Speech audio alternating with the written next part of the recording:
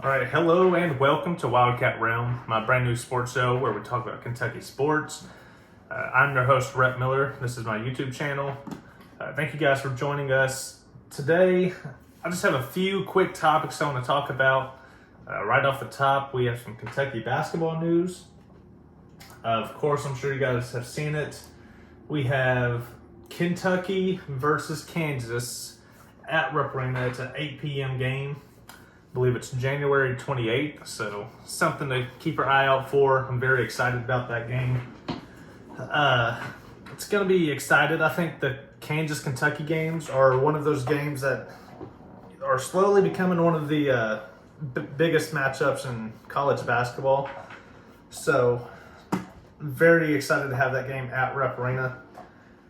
If you look at the way too early top 25 from ESPN, they have Kentucky as number 4 and Kansas as number 6, which tells me they're pretty evenly matched up unless they're completely wrong like they normally are.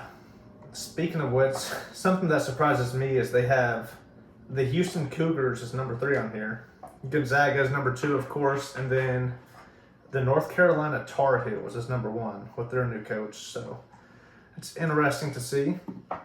But that's really all the basketball I got for you guys. Moving on, we have the Ole Miss game is sold out.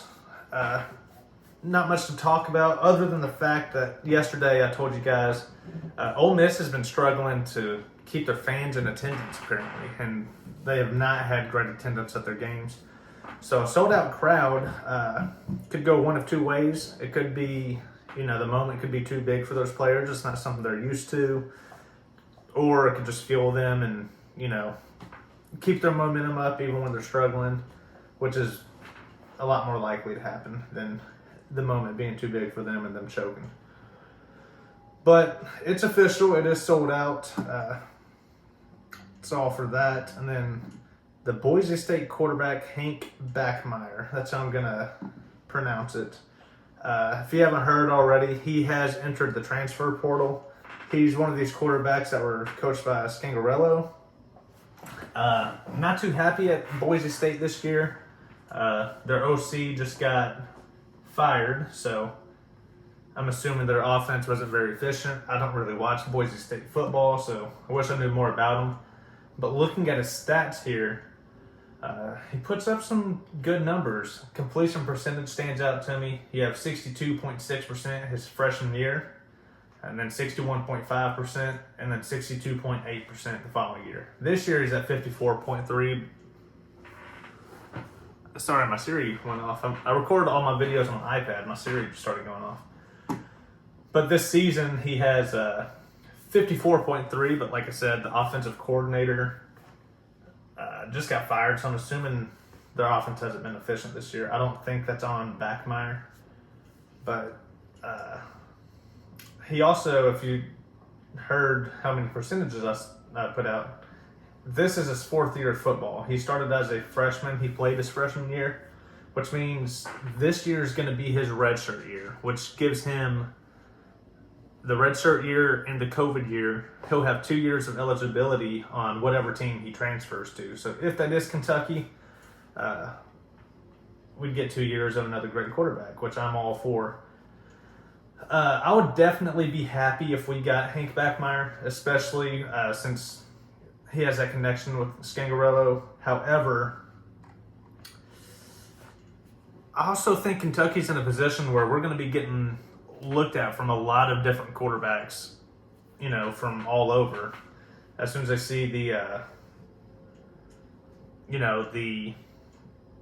talent that we have in the receiving core and the success that Will Levis is going to have this year, I think that's going to really put Kentucky on the map for a lot of, young quarterbacks. So, even though I'd be happy with Hank Bachmeier, I don't think it's the end of the world if we don't get him. I think we're going to have some other options. I also don't just want to get sold on Hank if we pick up Hank, we might lose out on some of these other opportunities. So next thing I want to talk about is simply the fact that Chris Rodriguez is back. It's not really news, but I did want to go through and point out his career stats, which I don't know how credible this is because this is ESPN.com.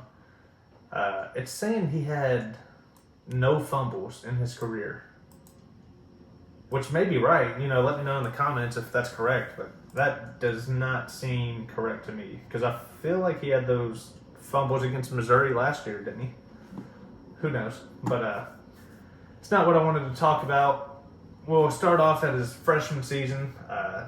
He had 2 attempts for 43 yards. So he's averaging 21.5 yards per carry, which is quite incredible. I believe I remember these rush attempts, and if I do remember them correctly, it was against Murray State. But, hey, averaging 21.5 yards on 2 carries is not easy. So then you have 2019, he had 71 attempts, 533 yards, averaging 7.5 yards per carry for 6 touchdowns. So 71 attempts, I feel like is a big enough pool to have accurate stats. And he's averaging 7.5 yards per carry still. It's insane. A little bit more carries, 2020, 119 attempts, 785 yards, averaging 6.6 yards per carry.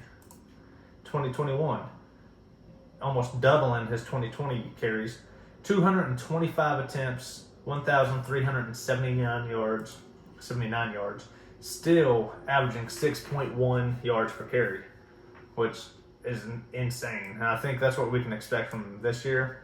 I know we don't have quite the same talent at the offensive line this year, but I'd be shocked if he wasn't still averaging 5 yards a carry. That's just the type of back that C-Rod is.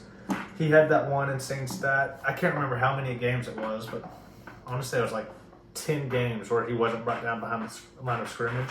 Maybe even more than that. So, that's all I wanted to show with C-Rod. Like I said, it says he has 0 career fumbles. My memory could be certainly wrong, but I just simply don't think that's correct. Let me know in the comments if that's correct. But that's really all I have. Little updates about the channel. I kind of just wanted to hit record and do some talking today for more familiarity with, doing this sort of thing. This is all new to me. Something I would love to get good at. So the only way to make progress is to begin, and that's exactly what I'm doing now. So I just want to pump a few videos out, at least one every day. I won't be posting tomorrow because I work 24-hour shifts. But I think Thursday I'm going to start making my first video essay. I'm not going to tell you about what it's about just yet, but I think the quality of my channel is going to come from those video essays because I'm just better at that sort of things. I'm pretty creative and better at video editing. The whole live thing that I'm doing now is definitely my weakness, and that's why I want to get better at it. So, keep your eye out for that video essay type video. I'm very excited for it. Should be coming out within the next week or so. And aside from that, make sure you hit subscribe and like this video, and thank you for tuning in.